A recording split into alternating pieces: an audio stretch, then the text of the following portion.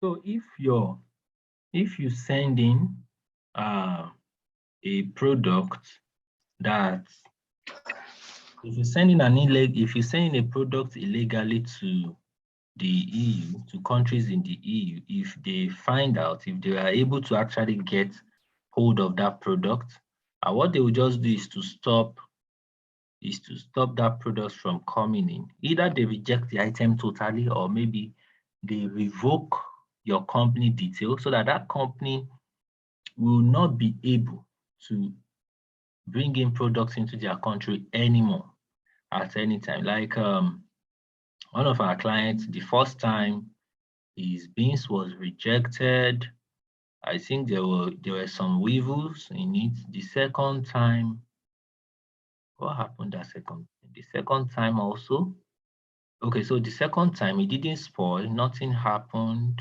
But when they checked it under the microscope and all that way, so the third time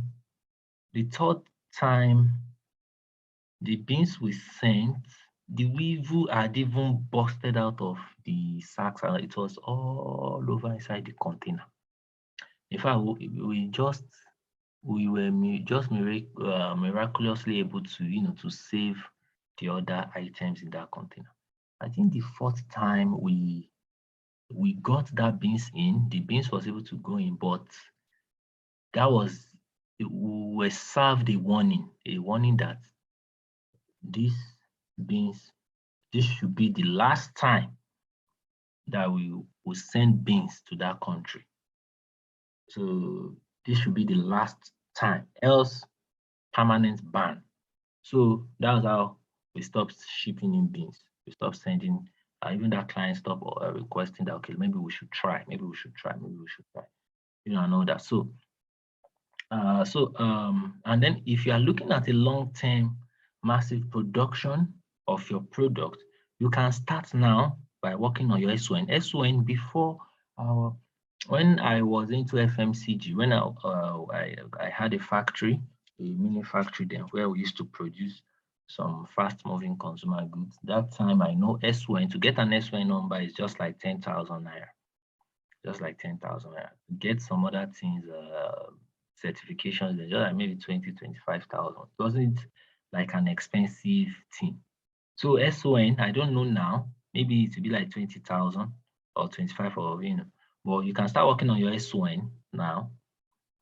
You can put your documentation together to apply for NAFDAC. So what you need when it comes to NAFDAC right now is your NAFDAC listing number. It's your NAFDAC listing number. You don't really need the NAFDAC number itself for now. Before NAFDAC can issue you a number, it could take a year. It could take even more because of all their, archaic processing. So, but you need that listing number that shows that you've listed the products with them and they are working on it. So most products you see in the market, it's even that listing number they use. You just see L at the back of the NAFDAC number. You see L. L means that they are still in the testing phase and they've not yet awarded them the license, the certificate, the certification. So once you have all those, you can put them on your product and order for your product packaging to use. So research on how long it will take for the product to spoil under different conditions. So you can include a verifiable expiry date on the product. This will allow government officials to see the product as something that is of standard. Once your product is accepted as a product of standard and allowed to any EU country, the brand is made in the sense that it will be allowed into every country. So one thing about your packaging is it has to be standard. It's good you make it look unique. You make it look, something that can compete with the global audience. So that is for countries in the European Union. Very, very important. So if you look at basically when it comes to countries within the European Union, what we are talking about is your labeling, your packaging, very, very crucial. Then quality and hygiene. Quality and hygiene. You know, what you are supposed to seal under heat, what you are supposed to seal inside the nylon hot, you don't seal it cold. You know, so all these are just simple research that you must do to make sure your product turns out in the best way. So for logistics, you have to reduce costs to your for your client by making sure you use a good logistics person, a freight agent. So like currently I feel that you don't need me to even instruct you. Wherever you are, the country or the state where you are supposed to just go out, find the international airports close to you. If you're in Abuja, if you're in Lagos, if you're in Delta, if you're in Port Harcourt, wherever you are, find the international airport that's closest to you. Visit there, find logistics company or cargo handling offices around there to talk to them by now. Let them know, okay, maybe you want to send items to the US, like Texas, is 50 kilogram, it is catfish, it is this, it is that. By now, these are the the feedback that you are supposed to be giving me, that we are supposed to be talking about. So for payments, we've already said this. For countries in the EU, they spend euro, and euro, like I already told you, it's heavier than even the United States dollars. So your EUR account, you can set up your EUR account with your bank. It should be free. So, and your prospective clients can just make payment into that. So this should be the last slide. So any question? Any question before we end the class?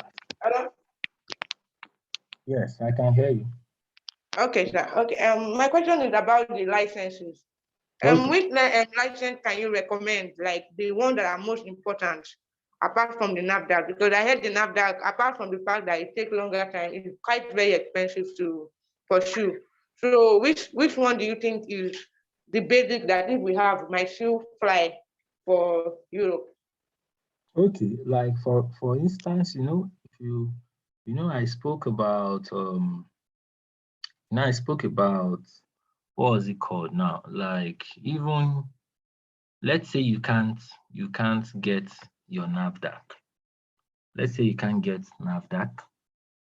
If you can get your SON, like Standard Organization of Nigeria, you can get your SON. If you can register your product with what's it called, Manufacturers Association of Nigeria, maybe there are some things you can just do that outside Nigeria, like maybe in the EU or in the US, they don't really understand what's going on in Nigeria. So they don't know maybe NAFDAC is the operational agency, or except maybe they research and all that. So you can register your product, your company with Manufacturer Association of Nigeria, just get them to endorse the product. You can do that with NASI. NASI is National Association of Small Scale Industries. Yes, Nigerian Association of something of Small Scale Industries. So you can do that with NASI too. All these associations is not, to join them is maybe 10,000, 5,000, 20,000. I don't really have the figures, but it's not much. So you can get them to endorse your products. So when you are doing your branding, your packaging, and that, if you put in your SON number and all that, you can just place the logo of Manufacturers Association of Nigeria, endorsed by.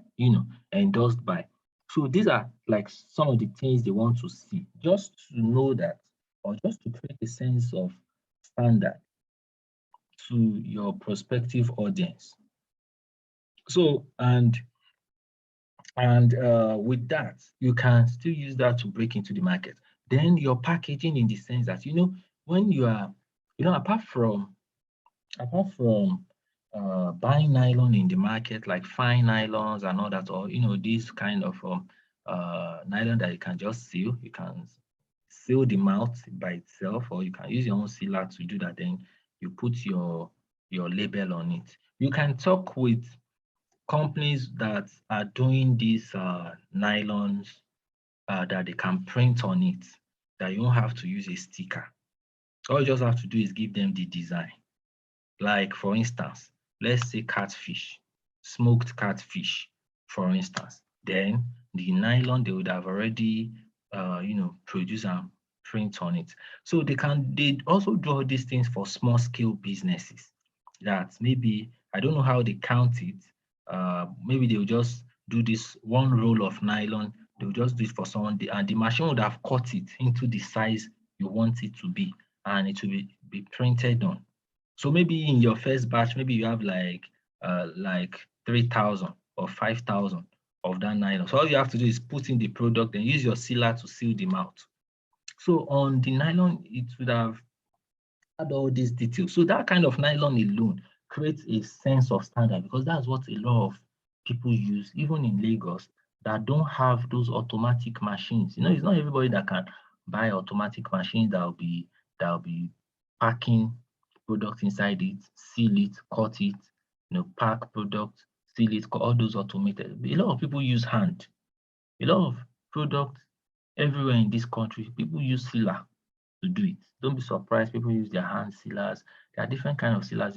So what I'm trying to say in essence is that if your packaging is even right, with just maybe okay, if even when you are walking across like local supermarkets in the country, not supermarket like ShopRite, but other bigger supermarkets, but not as big as ShopRite. When you go there, you see all these products. They don't have NAFDAC number, but the product, the uniqueness, the standard, it's top notch. But you won't see NAFDAC number on it yet. You see the manufacturing, the expiry dates, these are some of the things that connote standard. So maybe it will take them some time before they get that NAFDAC number. So, but like, for instance, ShopRite don't accept products that don't have NAFDAC number, except maybe their grocery area. There was a time when I wanted to be supplying my plantain chips there, because in Ibadan that year I was doing a whole lot of plantain chips. So like, I knew that that time we couldn't supply them because we needed a NAFDAC number. So when you look at this, if you can get endorsement from 2 major associations and an SON number, I think you are fine. You are still very okay. It doesn't mean you won't be working, underground for your NAFDAC. You are still doing that for your NAFDAC number. Then you start pushing over there. Another thing you can also do is to encourage maybe like the department, like the food department in the country that you are targeting, to test the product, to sample the product. So, and that's another thing you can do, for them to test, like, okay, this is the product. Okay, let us take it to our lab. Let's check it out. You can even take the product to a lab in that country, or to a department, to a quality department in that country independently. They'll do a test on it and give you the report. So if those reports are not, if they are good, those are things that can help, because in these developed countries, they look more for research facts, not that you are telling them this is it and they can't see anything to back it up, or like proof to back it. So that's basically some of the things I think you can do before your NAFDAC number comes out. And it's also good to to try and get the listing number, at least, is also okay. So, but that doesn't mean that you can't, if you look at, one thing is, it doesn't mean that you can't ship your product at all to countries in the EU, but what it just means is that there are some volume or quantity that you might want to ship at once, that when at that quantity, it will require extra vigilance, like it will catch attention. For instance, let's say you sent chili pepper today.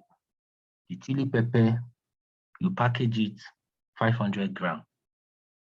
You sent 10. That 10 was like one small carton, So your client got it and all that. That chili pepper, it won't really, it's small. It's not even up to maybe 2 kilograms or maybe 5 kilograms rather. So people do not really pay attention. But look at it that on a day you got this order, you want to send 25 kilograms. That 25 kilograms is chili pepper, but they will want to ask questions like, oh, okay, who is this? Which company? Where is it going? What is it made of? Is it, they want to know if maybe the chili pepper now, maybe they are hiding something inside. Maybe there's nothing inside. Maybe there's another chemical inside. They want to test. They want to, check all those things, especially when they know that the pepper is coming from a third world country. So they want to pay extra attention to it. So these are just the things to take note about. Any other question?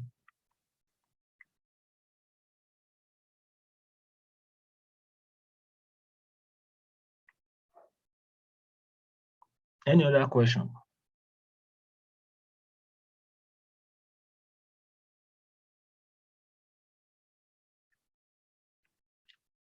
Okay, so next week, Wednesday, is going to be our second speakers. When we'll be having our second speaker next week, that's Miss Adura. That's Miss Adura. So Miss Adura is also someone who has done a lot of food export to different countries.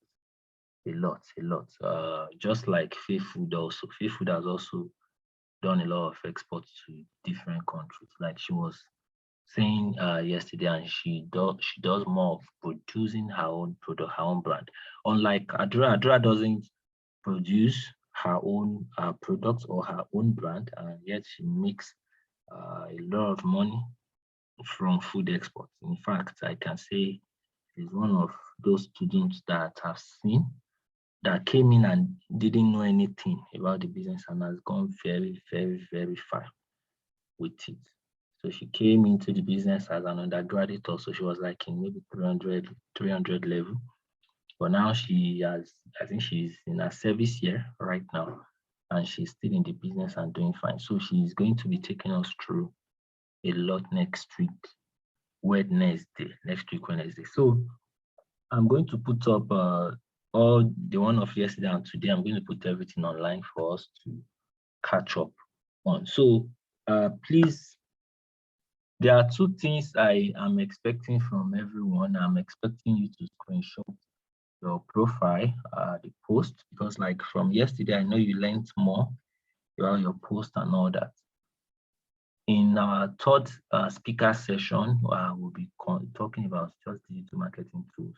So you learn more, you get more of that. So, but for this week, for this coming week, your profile, I want to see at least 2-3 contents on it that we can review and talk about together. And I need feedback from the airport, from the international airports in your area, in your state, wherever you are located, where you can go to make research, ask questions. And if you are not in Nigeria, the country where you are, check there for import regulations.